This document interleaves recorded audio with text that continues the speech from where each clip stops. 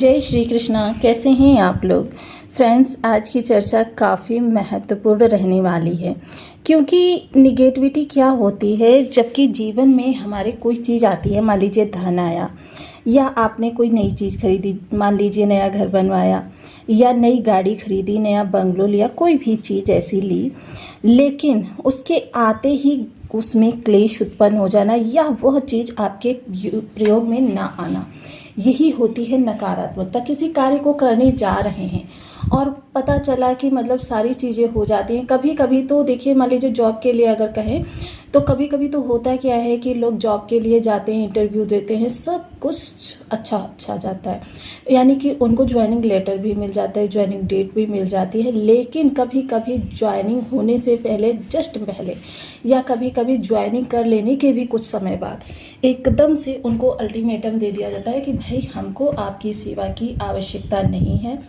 अब हमारे पास स्थायी रूप से दूसरी कोई व्यवस्था हो गई, जब आपकी आवश्यकता होगी तो आपको सूचित कर दिया जाएगा। तो ये सभी चीज़ें जो होती हैं निगेटिविटी के कारक ग्रह के द्वारा उत्पन्न की जाती हैं। और अगर कुंडली में देखा जाए तो मोस्टली राहु और केतु सबसे बड़े नकारात्मक ग्रह के रूप में सामने आते हैं। अब राहु जो कि वर्तमान समय में हमारे धन भाव में बैठा हुआ है, धन भाव में बैठा हुआ ग्रह धन पर और वाणी पर अपना पूर्ण प्रभुत्व रखता है। लेकिन क्या है कि धन में बैठकर राहु वैसे तो यदि शुभ अवस्था में हो तो बहुत ज़्यादा धन देने का कार्य करेंगे, मतलब कि आपके रातों रात वारी न्यारी कर देंगे, क्योंकि इनके पास अचानक का कारकत्व है। लेकिन सिर और धड़ दोनों अलग अलग हैं। आप किसी छत विछत से आप किस चीज़ की कामना करेंगे? पीड़ा की ही कामना करेंगे ना। वही राहु नॉर्मल देते रहते हैं, आपको कहीं ना कहीं से पीड़ा उत्पन्न करेंगे, भ्रम की स्थिति उत्पन्न करेंगे। चीज़ों की ओर आप दौड़ते हैं जुनून बनकर, एकदम आपके अंदर एक हुक सी उठती है कि मुझे ये चीज़ पानी ही पानी है, और जैसे ही उस चीज़ के बिल्कुल करीब जाते हैं वैसे ही ऐसा लगता है कि वो चीज़ उतनी ही दूर और चली गई जितनी दूर आप दौड़ कर आए हैं। फिर से आप प्रयास करते हैं और फिर वही होता है, फिर यही बार बार होता रहता है। अब चूंकि यहाँ पर देखिए सप्तम स्थान पर केतु बैठे रहते हैं, ये धन का भाव है, ये आपका अकूत धन का भाव है, जो आपके सामने आकस्मिक रूप से धन के अवसर उत्पन्न होते हैं।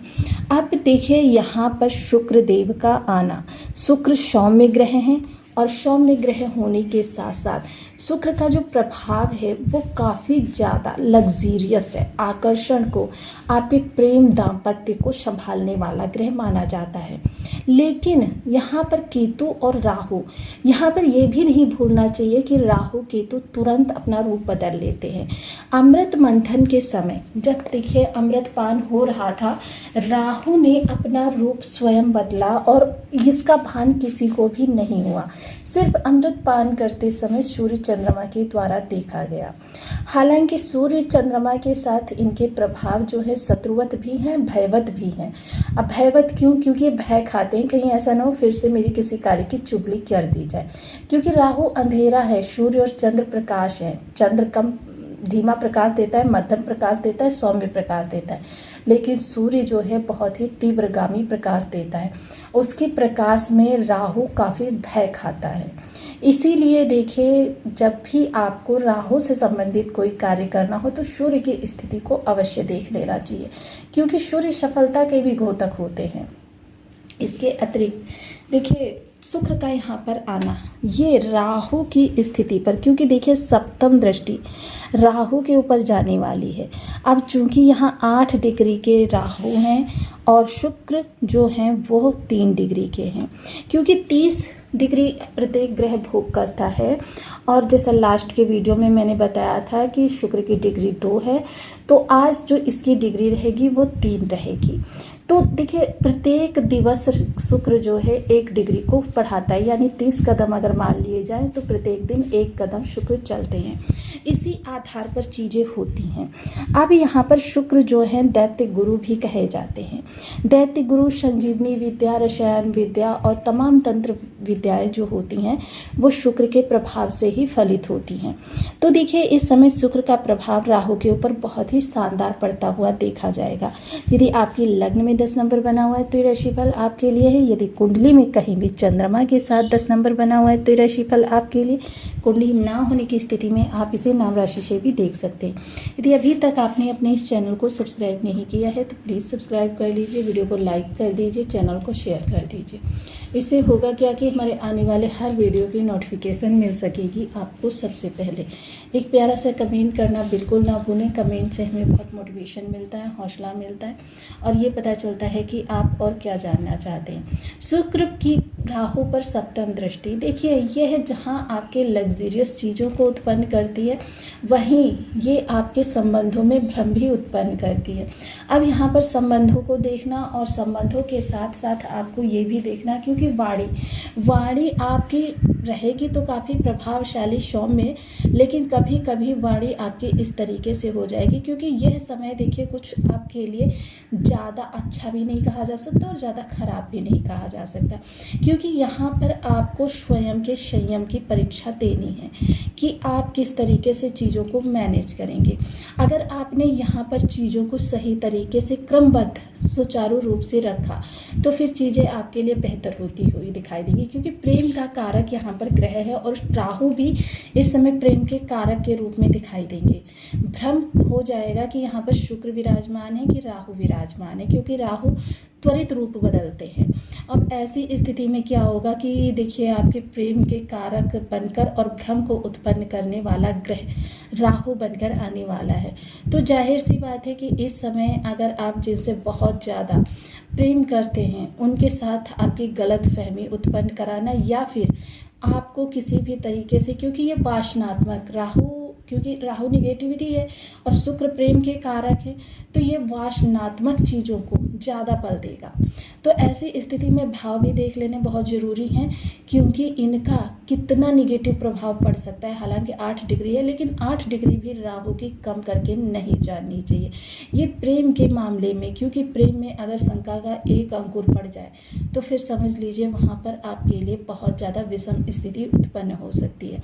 अब यहाँ पर राहु का रूप जो शुक्रवत होगा, जो कि प्रेम में आपके थोड़ी सी शंकाओं को उत्पन्न करने का काम करेगा, गलत फहमियों को उत्पन्न करने का काम करेगा और जो भी रिश्ते होंगे उनमें दरार डालने का काम करेगा। तो इसके लिए आपको अलर्ट रहना चाहिए।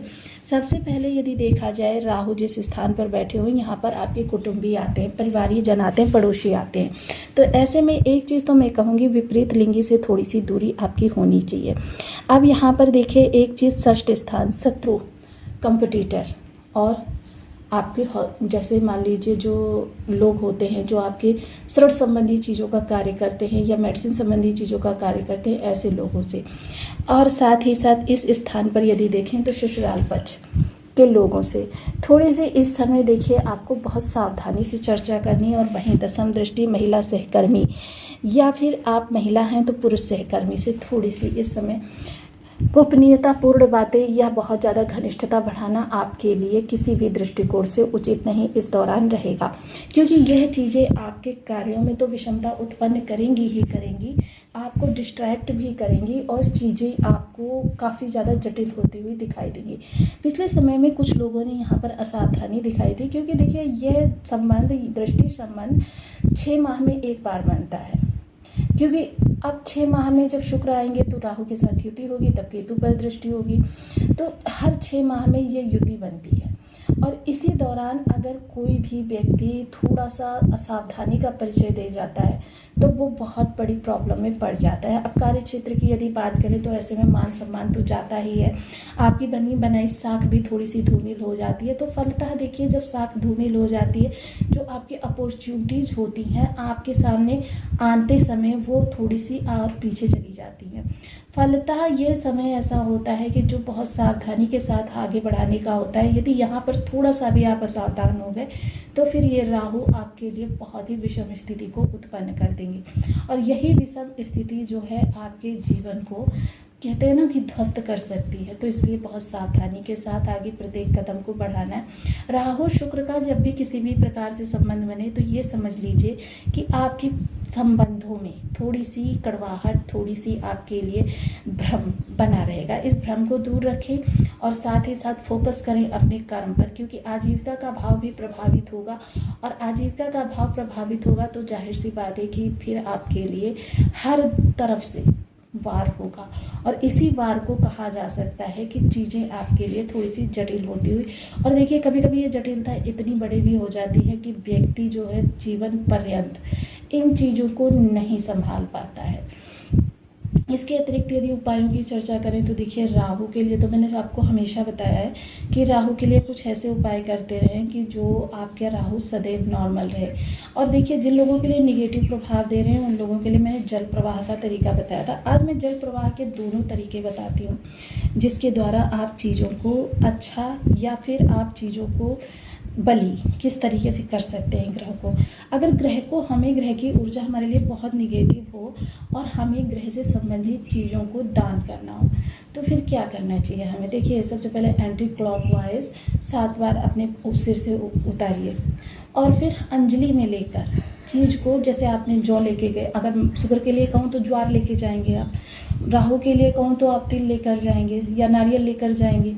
इन चीज़ों को लेकर जब जाएंगे तो इनको आपको दोनों अंजलि, जिस तरीके से अंजलि भरी जाती है, अंजलि में भरकर इसको आपको आदर सहित जितना, जैसे आप सूर्य को अर्घ देते हैं इतनी ऊंचाई पर हाथ करके और फिर आदर सहित वहाँ पर जल प्रवाह करना है। और जब भी उपाय करने के लिए जाएं, जिस समय आप घर से निकले और उपाय करने के बाद जब तक घर वापस आएँ तब तक आपको किसी से कोई भी बात नहीं करनी है। क्योंकि मोस्टली लोग क्या होता है, किसी को साथ लेकर जाते हैं, उनसे वार्तालाप करते हुए चले जाते हैं और फिर कहते हैं हमको प्रभाव नहीं मिला। आपको किसी से कोई भी बात नहीं करनी, क्योंकि ये टोटके होते हैं और पुरानी भाषा में टोटके बोला जाता है। और साथ ही साथ टोटके जब भी किए जाते हैं किसी से वार्तालाप नहीं की जाती। राहु जो है वो आपके लिए और अच्छा प्रभाव दें, इसके लिए आपको अंग भंग लोगों की समय समय पर भोजन इत्यादि से सेवा करते रहने चाहिए, ताकि आपको राहु की कभी भी निगेटिविटी बहुत ज़्यादा प्रचंड रूप से ना व्यापे। क्योंकि यही चीज़ें होती हैं जिनको समझकर आगे